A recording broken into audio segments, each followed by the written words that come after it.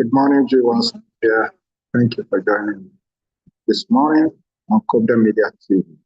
I will bring you a insightful morning show. I'm glad to have you be part of this program. As a matter of fact, we have a list of 100 national stories that we'll be looking at. As it regards this morning show, AMAC Elections, that's number one on our topic, AMAC Elections, a critical project of ADC stakeholders.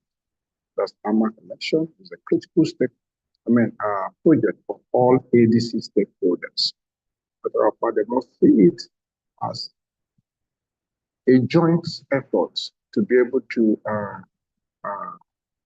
outshine and prevent any form of rigging manipulation by the ruling party, the tribal rigging.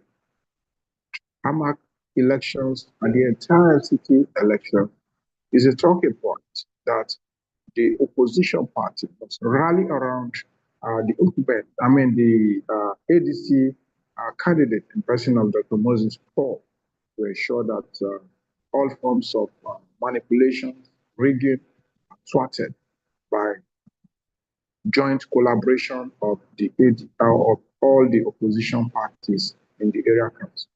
It must be seen as a very critical project because of what the outcome will imply.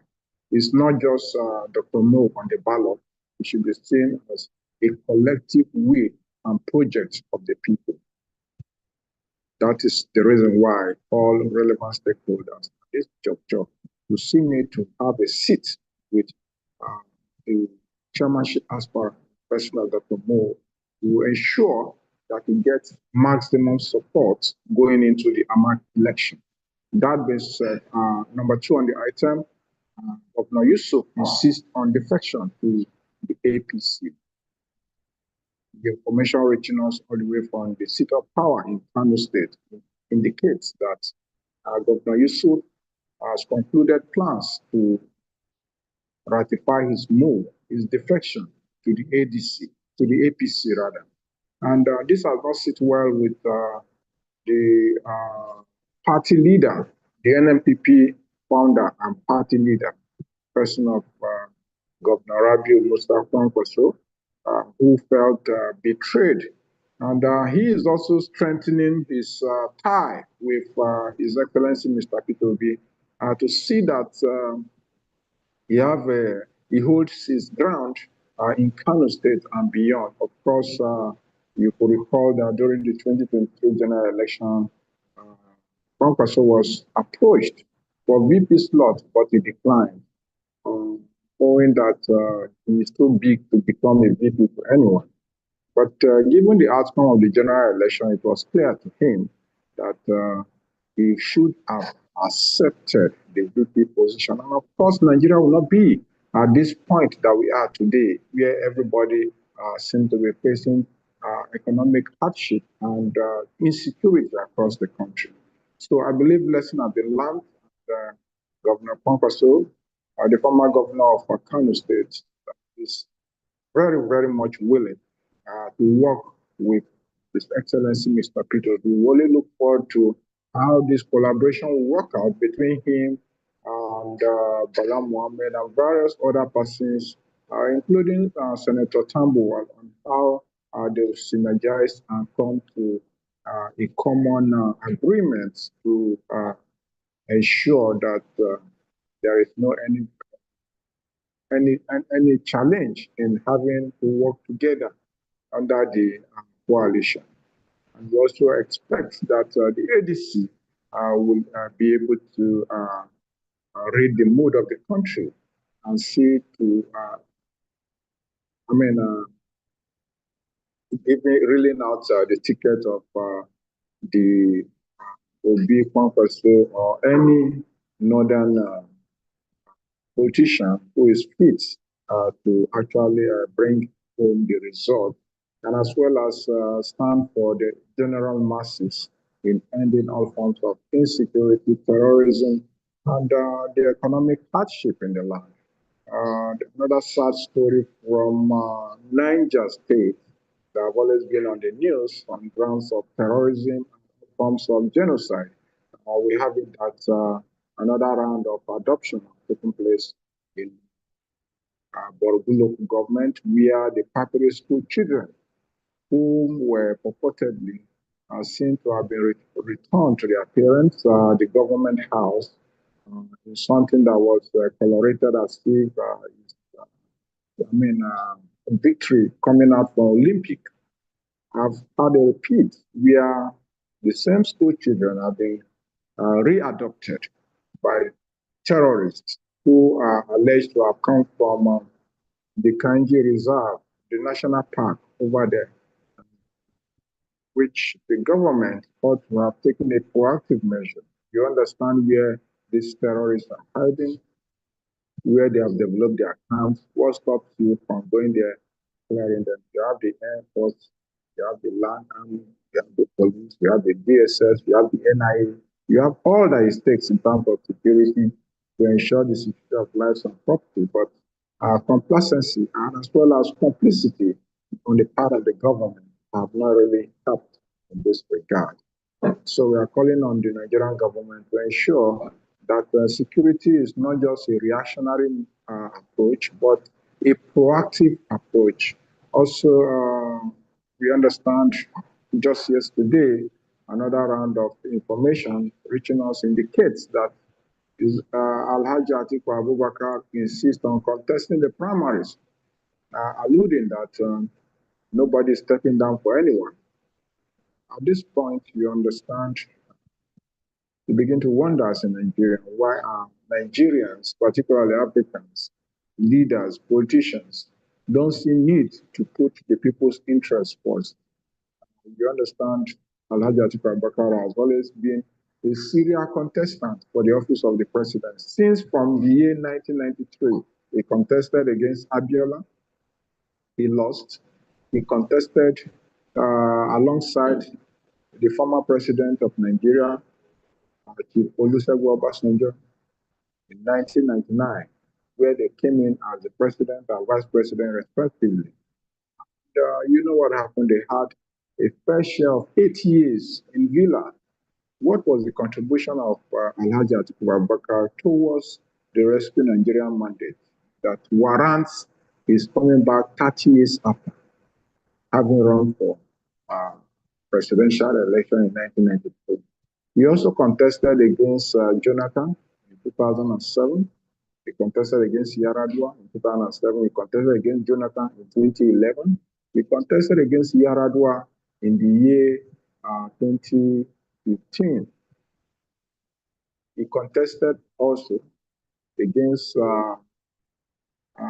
Buhari in the year 2015. He contested against Buhari again in the year 2019. He contested against Tinubu in the year 2023.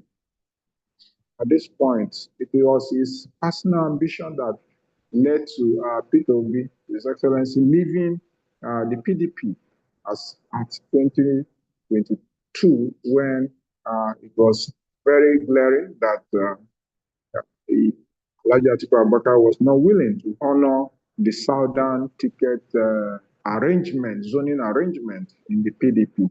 And now, the generality of Nigerian masses are calling on the ADC to respect zoning, and that this is the turn of the South. Yet, Alhaji Atiku Abubakar is still preparing to come out in 2027. At this juncture, what can we be said to be the mission of Alhaji Atiku Abubakar? Is it truly to rescue Nigeria or for his personal aggrandizement?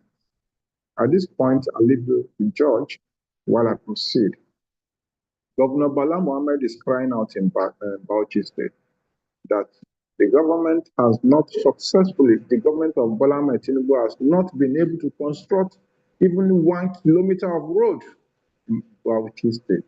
And with the slim revenue income generation he had, he's been able to do justice for his people, providing basic amenities that the resources could carry. Yet, he's been labeled for sponsorship of terrorism, for funding terrorism, and his state Minister of Finance has been arrested by the EFCC.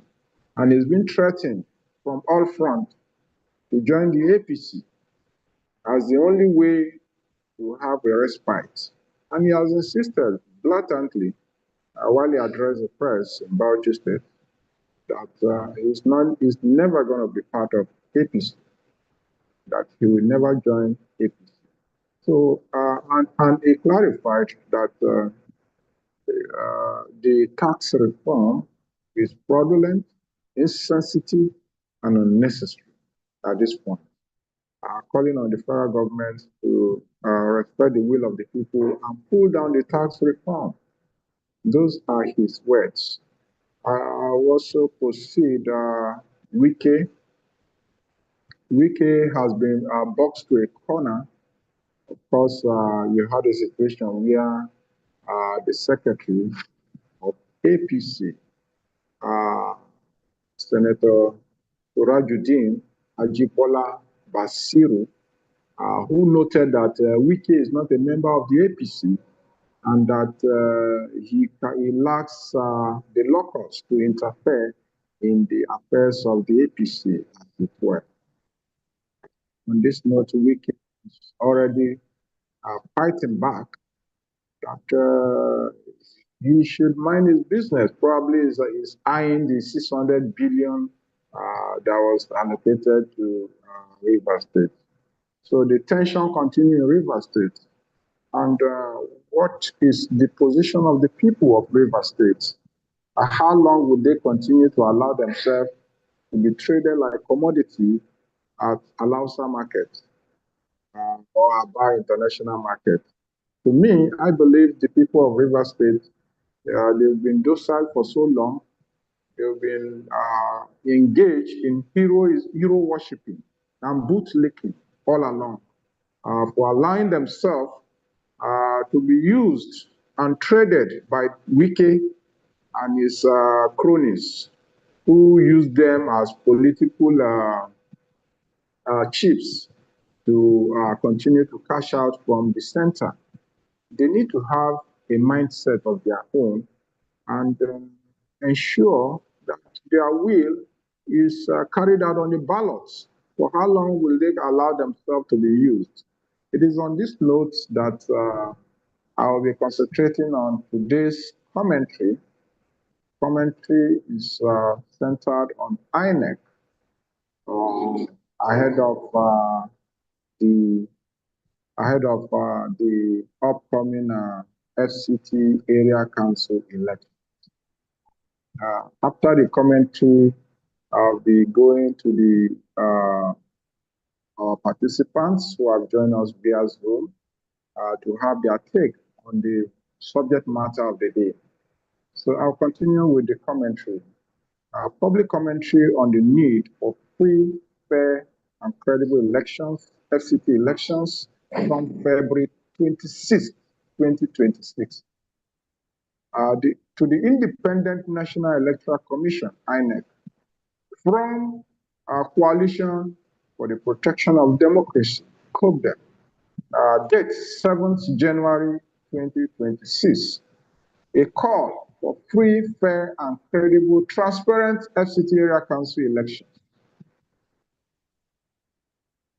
We wish to remind INEC of its constitutional and moral obligation to the people of the FCT who deserve a democratic process that reflects their true will and aspirations. We express deep concern that previous elections have been marred by various irregularities, including voter suppression, manipulation, and violence. These actions threaten the integrity of the electoral process and very fabric of our democracy. We therefore issue the following warnings and calls for action. Number one, non-interference with the electoral process. INEC must ensure that no undue interference, either directly or indirectly, occurs during the election. We call on the Commission to strictly avoid any manipulation that could distort the outcome of the elections. Transparency in voter registration and accreditation. The process of voter registration and accreditation should be transparent, inclusive, and timely. The use of biometric verification systems must be consistent, and there must be no barriers to eligible voters casting their ballots. Perception of voters' rights, protection of voters' rights. INEC must take all necessary steps to ensure the safety of voters, electoral materials, and other stakeholders during the election, including election observers. Voter intimidation, violation, and harassment should not be tolerated under any circumstance. Effective monitoring and accountability. Effective monitoring and accountability. We demand that INEC strengthen its monitoring mechanisms to ensure that all electoral guidelines are followed and that any breaches of electoral laws are swiftly addressed. Independent and impartial observers should be allowed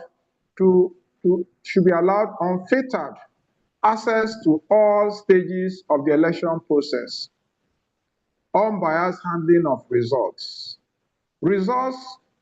Election results must be accurately and promptly transmitted in real time.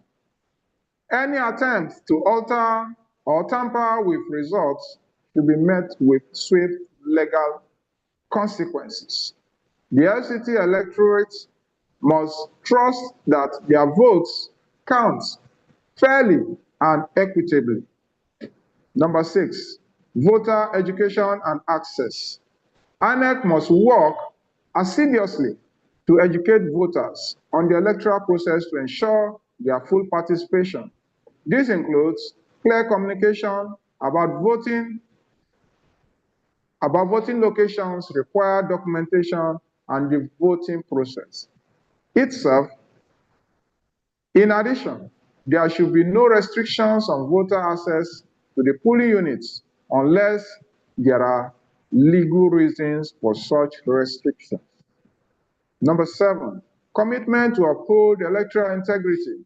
The FCT elections are an essential aspect of our democracy. INEC must act with integrity to ensure that the will of the people is respected. The Commission must demonstrate unwavering commitment to fairness, impartiality, and transparency at every stage of the election. In addition, the FCT Area Council election must be model for all future elections in Nigeria in the wake up to 2027 election. As citizens and as corporate society, as well as civic, social, responsible organizations, we will continue to hold INEC accountable and will not tolerate any efforts to undermine the democratic process. We call on INEC to act in the best interest of Nigerian people, ensure that the elections are conducted in a manner that promotes peace, unity, and democracy in Nigeria. God bless the Federal Republic of Nigeria. God bless the FCT Area Council elections. God bless COPDEM, and thank you for listening. On this note, I'll be going to the Zoom, our participants who may be available to have 1 or 2 questions to raise in respect to the area council election, as we call on the institutions responsible for conducting election in Nigeria, which is INEC, to respect the will of the people and ensure that there is real-time transmission of election results straight from the polling unit. On this note, I'll wrap up the program by thanking all our listeners out there, our viewers. Thank you for continually being part of this program, and we request humbly that you subscribe to COPDEM Media TV so that you always get a prompt for our live program. God bless you and thank you for being part of this wonderful project towards the Rescue Nigeria movement. Bye-bye. God bless you. I remain your host, Mr. Akko Christian, otherwise known as Due Process. A New Nigeria remains a fundamental project for everyone to be involved. So go out there and get your PVC and ensure that you are duly registered. Thank you.